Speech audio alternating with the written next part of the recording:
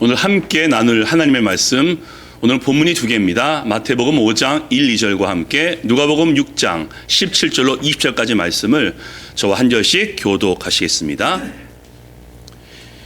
제가 먼저 읽습니다. 예수께서 무리를 보시고 산에 올라가 앉으시니 제자들이 나온지라. 자, 누가복음입니다.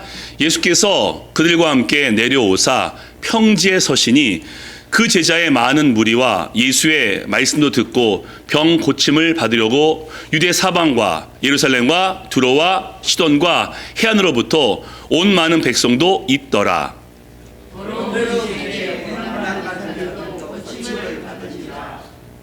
온 무리가 예수를 만지려고 힘쓰나 이는 능력이 예수께로부터 나와서 모든 사람을 낫게 함이러라.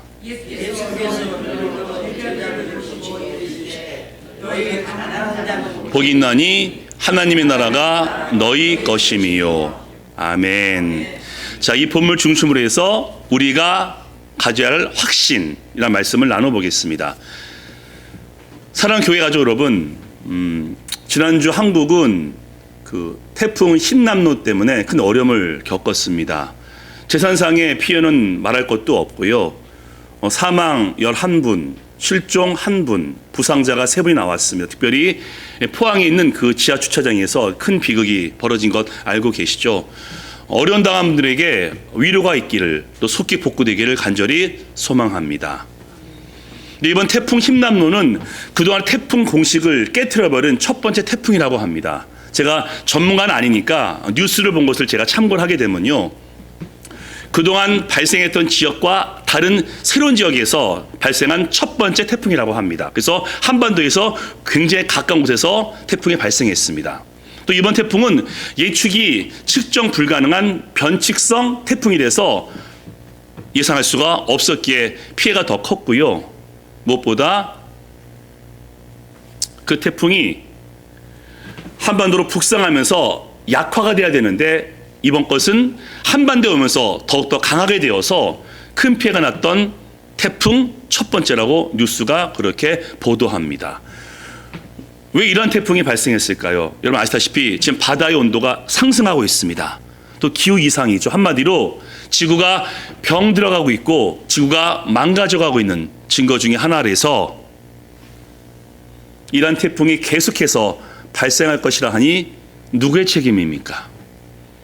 또 우리는 이러한 시대를 살고 있는데 하나님의 백성으로서 어떠한 마음과 어떤 확신으로서 살아야 되겠습니까?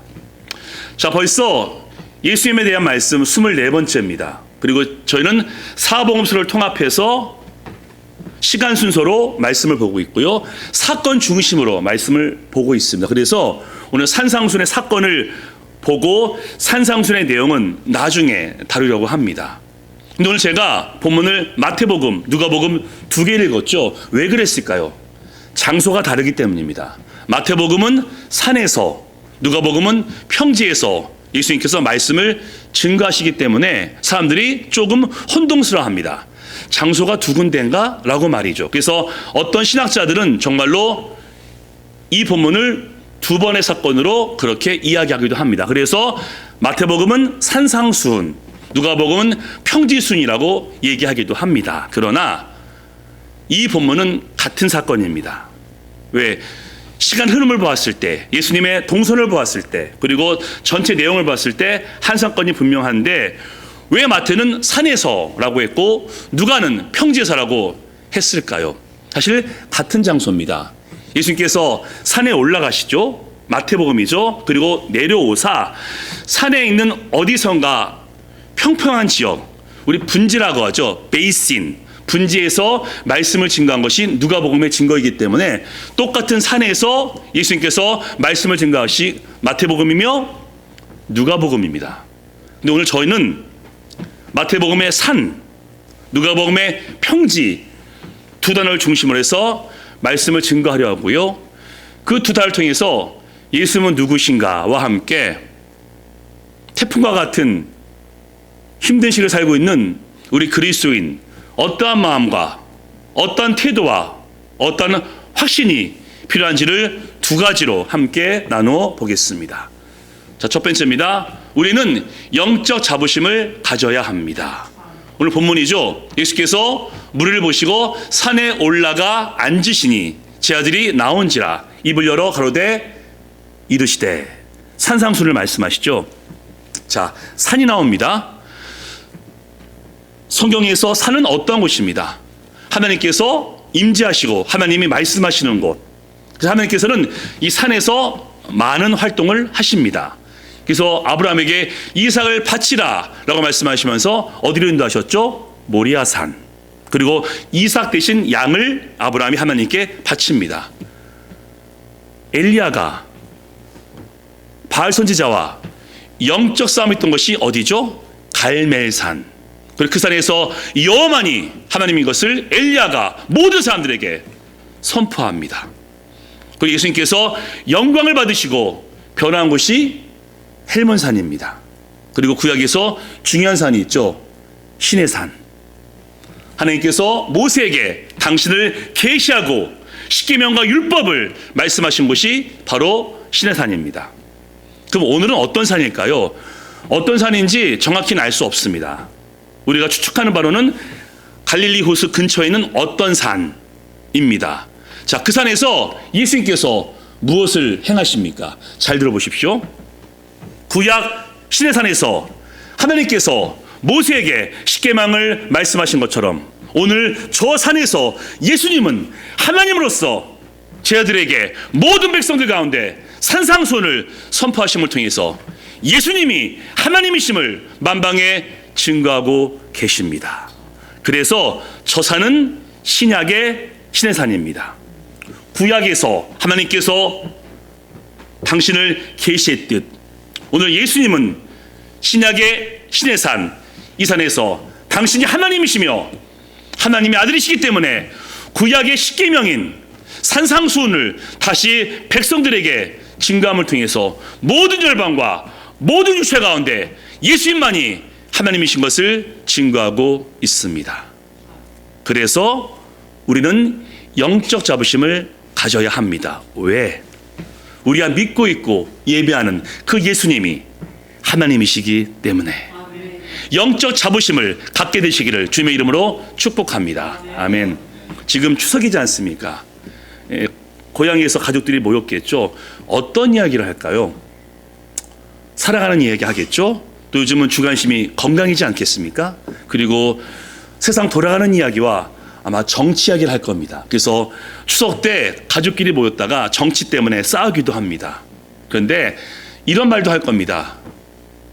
자기 자랑, 집안 자랑.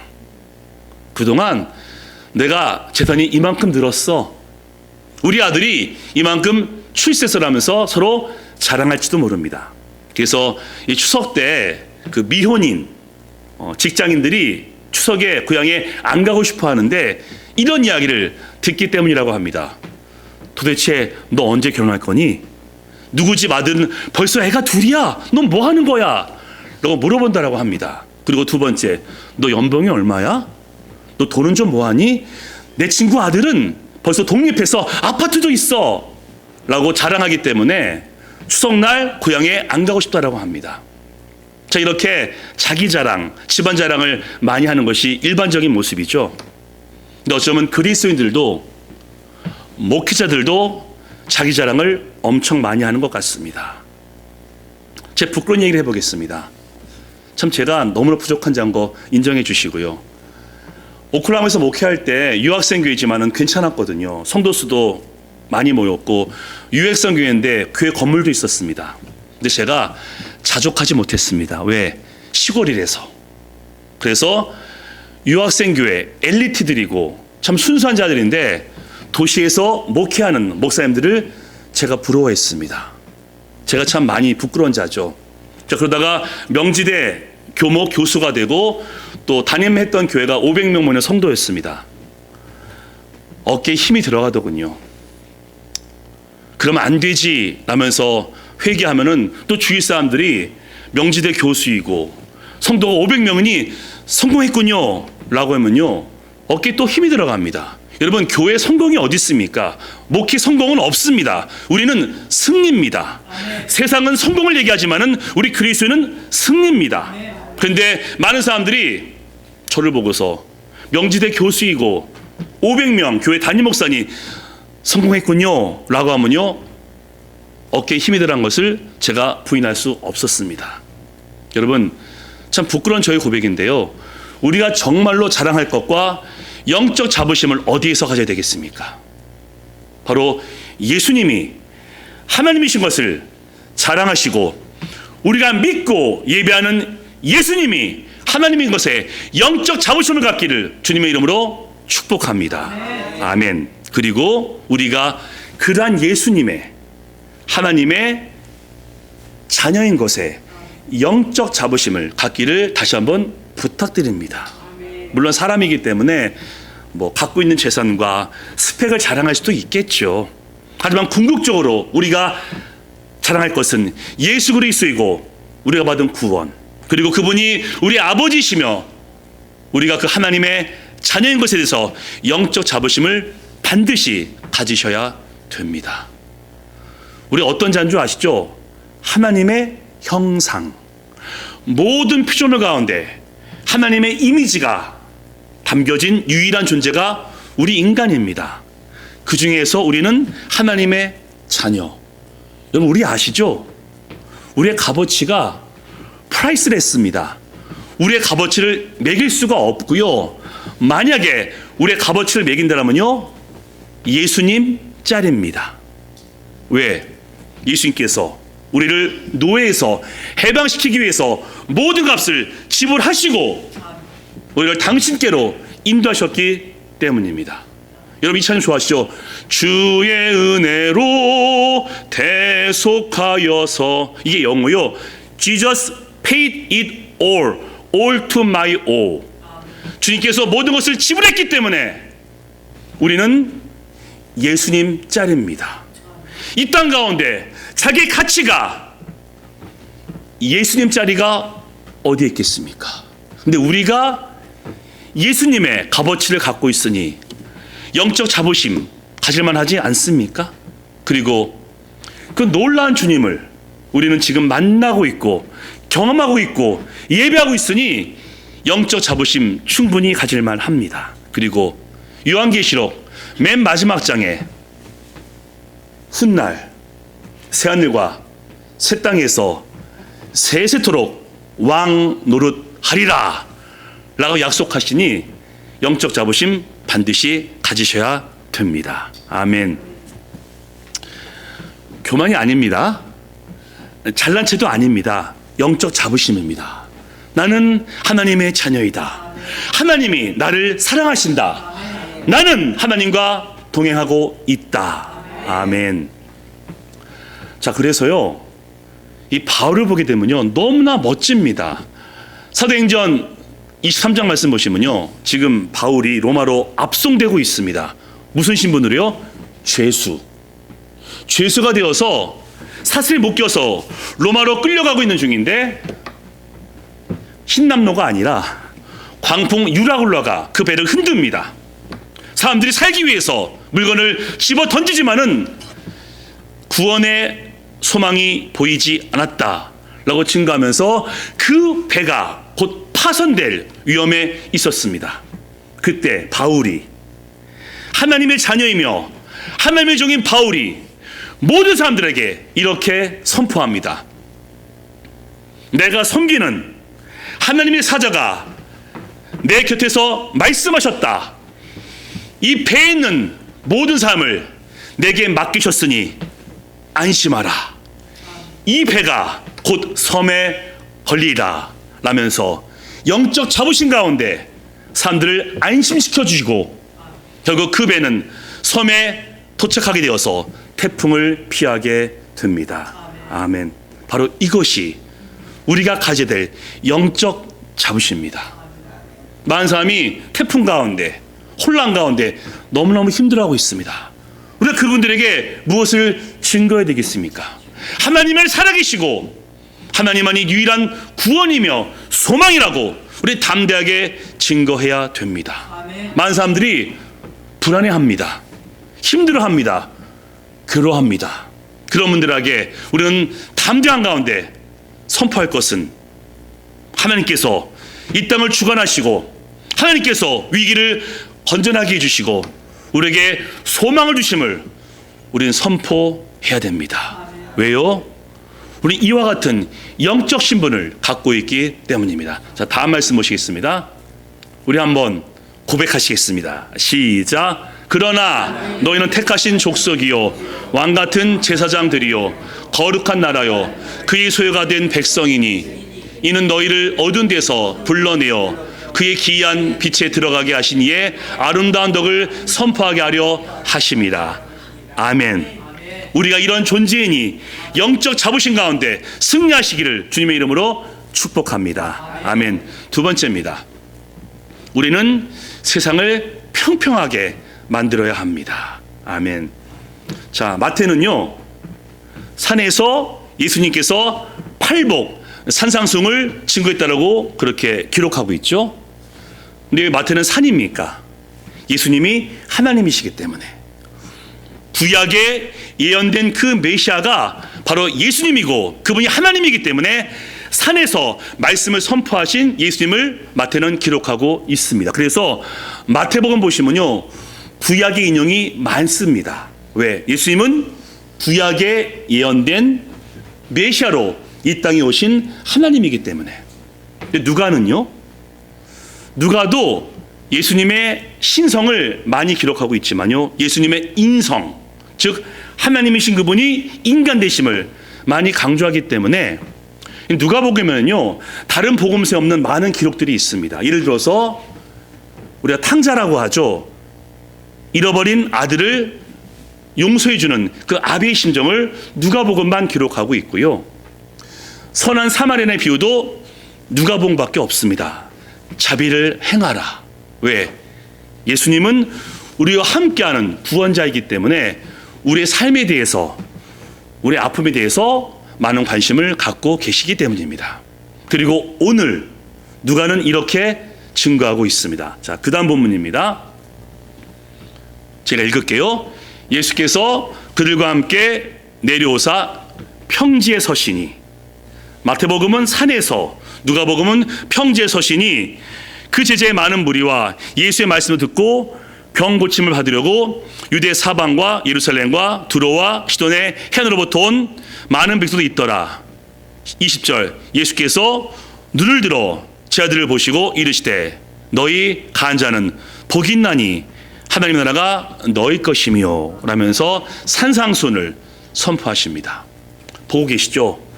산에 계신 하나님 예수님이 평지로 내려오셔 우리와 함께 하심을 통해서 말씀을 증거하십니다. 내가 하나님인데 너희와 함께 있음을 통해서 너희를 도울 것이고 너희와 함께 할 것이라고 평지에서 산상수훈을 일러 주십니다. 그리고 왜 예수님은 산에서 평지로 내려오셔서 말씀을 증거하십니까? 이 땅을 평평케 하시기 위해서, 이 세상을 평평케 하기 위해서 이 땅에 내려오셨습니다. 세상은요, 가진 것, 돈으로 부자, 가난한 자를 차별하지 않습니까? 예수님께서 평지에서 부자와 가난한 자가 똑같은 존재임을 평평하게 만드시고 있는 것입니다. 인종적으로, 스펙으로, 학벌로 사람들을 나누고 있는데 예수님은 그것이 아니라고 증거하시면서 이 땅을 평평케 하기 위해서 평지에서 말씀을 증거하고 계십니다. 그리고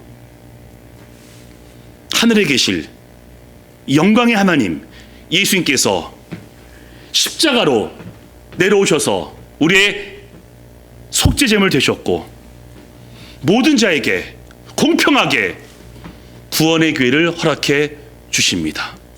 구원은 혈통으로나 육종으로나 사람의 뜻으로 얻는 것이 아니라 예수님을 믿는 자에게 주어지는 것임을 그렇게 선포하시면서 이 땅을 평평케 하십니다. 이 십자가와 주님의 부활은 하나님께서 예수님께서 이 땅에 오셨음을 증거하는 결정적인 증거이며 그분의 사역은 이 땅을 평평케 하신 것임을 우리에게 증거하고 있습니다. 사랑하는 교회 가족 여러분, 우리 지난주에 손 마른 자에 대한 말씀을 나눴죠. 우리 산에서 내려와 평지에 있어야 손 마른 자의 아픔과 고통을 볼 수 있습니다. 우리 마음이 더 부드러워지고 우리 몸을 더 낮추어야 손 마른 자의 고통을 느낄 수 있고 동감할 수 있고 격려할 수 있습니다. 그리고 손 마른 자나 바리새인이나 죄인이나 모든 자가 구원이 필요한 자인 것을 우리가 증거할 수 있으니 바로 그게 우리의 사명입니다. 뭐죠? 평평케 하는 자.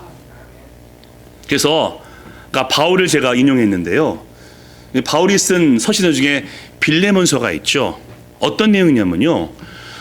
바울이 로마 감옥에 갇혀 있을 때 그 종이었던 오네시모가 도망을 쳤다가 체포되어서 감옥에 들어와 있습니다. 그 감옥에서 바울을 만났고 바울을 통해서 구원받게 되었고 바울의 동역자가 됩니다.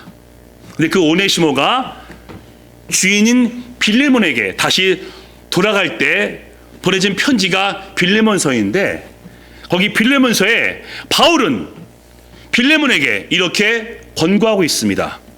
빌레몬이여, 종이었던 오네시모를 더 이상 종으로 여기지 말고 형제로 여기라고 권면하고 있습니다. 그 당시 주인이 있고 노예가 있는데 종을 형제라 부르는 것은 파격적이며 있을 수 없는 일이지만 바울은 하나님의 은혜 가운데 평평케 하는 것이 사명이었기 때문에 빌레몬에게도 오네시모를 종이 아니라 형제로 대하라고 권면하고 있는 것입니다. 그래서 한나도 사무엘을 낳은 다음에 하나님의 은혜 가운데 사무엘을 엘리에게 맡깁니다. 그리고 한나가 이렇게 기도합니다. 가난한 자를 진토에서 일으키시고 빈궁한 자를 거름덩이에서 올리사 귀족과 함께 앉게 하시고 이 영광의 자리에 앉게 하셨다라고 한나가 그렇게 기도하고 있습니다. 이제 우리 차례입니다. 우리 마음 가운데 뭐가 필요하겠습니까? 영적 자부심. 그 확신이 반드시 필요합니다. 내가 믿는 예수님은 하나님이시고 나는 하나님의 자녀에 대한 영적 자부심을 반드시 가지셔야 됩니다. 그런데 그 영적 자부심과 확신은 하나님만이 보실 수 있습니다. 사람들은요, 물론 우리가 고백을 통해서 증가할 수 있겠지만은 내 마음에 있는 영적 자부심과 믿음을 사람들은 볼 수가 없습니다. 그럼 주위 사람들은 우리의 무엇을 보겠습니까? 우리의 말과 행동. 그래서 우리는 영적 자부심 가운데 우리의 말과 행동으로서 세상을 평평하게 만들어야 됩니다. 우리의 말이, 우리 행동이 그만큼 중요합니다. 만약에 내가 말로써, 행동으로써 공동체를 힘들게 만들고 사람들 아프게 한다면 그건 반쪽 신앙입니다. 또 이런 말 하죠. 착각입니다. 나는 옳을 말만 해. 나는 해야 할 말을 했어. 라고 얘기하는데 여러분, 우리 사이에 옳은 말은 없습니다. 이 땅 가운데 옳은 말은 이거밖에 없습니다. 하나님이 살아계시다. 예수님이 구원자이시고 하나님이시다. 복음, 이거 외에는 이 세상 가운데 옳은 말은 없습니다. 모든 말은 다 상대적이고 내 생각에만 옳은 것이지 상대방은 옳은 것이라고 인정하지 않을 수 있습니다. 근데 나는 이 말을 꼭 해야 돼. 내 말이 옳아 라고 얘기하면서 상대방을 힘들게 하고 공동체를 아프게 한다라면은 하나님이 기뻐하지 않으십니다. 우리 5월 15일 날 이런 설교 들으셨죠? 민수기 말씀, 내 귀에 들린 대로. 여러분, 우리의 말과 행동은 내게 아닙니다. 내가 말하니까, 내가 행동하니까 말과 행동이 내 거라고 착각하지만요, 그 말을 듣는 자의 것이고 행동을 보는 자의 것입니다. 내가 아무리 말을 잘하고 행동을 잘해도 보는 그분이, 듣는 그분이 아니면 아닌 겁니다. 난 옳게 말했어, 난 맞게 행동했어라고 했지만 상대방이 상처받고 아파하고 힘들어하면은 내 말과 행동을 한 번쯤은 점검해 보아야 합니다. 여러분, 우리의 사명은요, 옳은 말 하는 것이 아니라 이 땅을 화평케 하고 이 땅 가운데 평화를 일으키는 피스메이커입니다.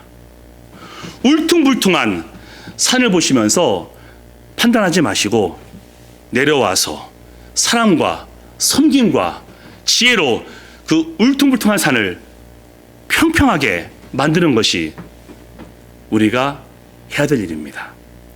세상은 이러죠. 능력으로, 스펙으로, 학벌로, 권력으로, 명예로 사람들을 구분하는데 우리 그것을 이해는 하지만은 받아들이지 아니하면서 상대방을, 누군가를 있는 모습 그대로 받아들이는 것이 평지에서 이 땅을 구원하신 그 사명을 우리가 따르는 것입니다. 그리고 우리 가정에서, 우리 교회에서 내 목소리, 내 주장, 내 고집을 피울 것이 아니라 내가 어떻게 해야 내 말을 통해서, 내 행동으로 우리의 가정을, 우리의 교회를 평화롭게 만들 수 있을까? 그것이 관심사가 되어야 합니다. 왜? 예수님께서 산에서 내려오셔서 평지에서 말씀을 증거하심을 통해서 이 땅을 평평하게 만드셨기 때문입니다. 자, 그래서 여러분 많이 하시는 그런 실태인데요, 제가 한번 그 시를 낭송해 보겠습니다. 아시스의 성 프란시스코스의 평화의 도구 앞부분입니다. 여러분 아실 겁니다. 주여 저를 평화의 도구로 써주소서. 미움 있는 곳에 사랑을, 상처가 있는 곳에 용서를, 의심 있는 곳에 믿음을, 분열이 있는 곳에 통합을, 절망 있는 곳에 희망을, 어둠 있는 곳에 광명을, 슬픔이 있는 곳에 기쁨을 심게 하소서. 아멘. 이게 우리 사명입니다. 예수님은 산 위에서 내려오셔서 평지에서 이 땅을 평평케 하셨는데 정작 우리는 하나님의 자녀라고 하면서 산에서 내려오지 아니하고 산 위에서 판단하고 정죄하고 비판한다라면은 그건 아니겠죠. 예수님께서 내려오신 것처럼 우리 또한 평지로 내려와서 우리가 속한 가정과 교회와 직장과 삶의 현장을 평평케 하는 그 사명 감당하시기를 주님의 이름으로 부탁드립니다. 아멘. 말씀을 정리해 보겠습니다. 우리 마음건대는 영적 자부심이 필요합니다. 세상 어떤 것도 비교할 수 없는 그 하나님의 자녀라는 영적 자부심과 함께 말은 더 부드럽게, 몸은 더 낮추면서 겸손하게 이 땅을 섬기셔야 됩니다. 왜? 우리의 사명은 이 땅을 평평케 하고 어둠과 절망과 고통이 있는 곳에 회복과 희망과 예수님의 복음을 증가하는 것이 우리의 사명이기 때문입니다. 그래서 우리 이 말씀 함께 읽으시면서 말씀을 정리하겠습니다. 오늘 교동문도 한번 했었죠? 다 같이 읽습니다. 시작. 외치는 자의 소리여 이르되 너희는 광야에서 여호와의 길을 예비하라. 사막에서 우리 하나님들을 평탄하게 하라. 골짜기마다 도도지며 산마다 언덕마다 낮아지며 고르지 아니한 곳이 평탄하게 되며 험한 곳이 평지가 될 것이라. 아멘. 이렇게 쓰임 받으시기를, 하나님께 칭찬 받으시기를 예수님의 이름으로 간절히 축원합니다. 아멘. 자, 이번 적용이죠. 첫 번째 있습니다. 시작. 나는 하나님의 자녀다. 아멘. 영적 자부심 꼭 가지시고요. 두 번째 읽겠습니다. 시작. 말은 더 부드럽게, 몸은 더 낮추어 평평하게 만들자. 아멘. 이제 이번 한 주 우리의 평생 하나님의 아들과 딸이라는 영적 자부심과 함께 평평케 하는 사명을 감당하심을 통해 하나님의 영광과 칭찬을 받게 되시기를 예수님의 이름으로 간절히 축원합니다. 아멘.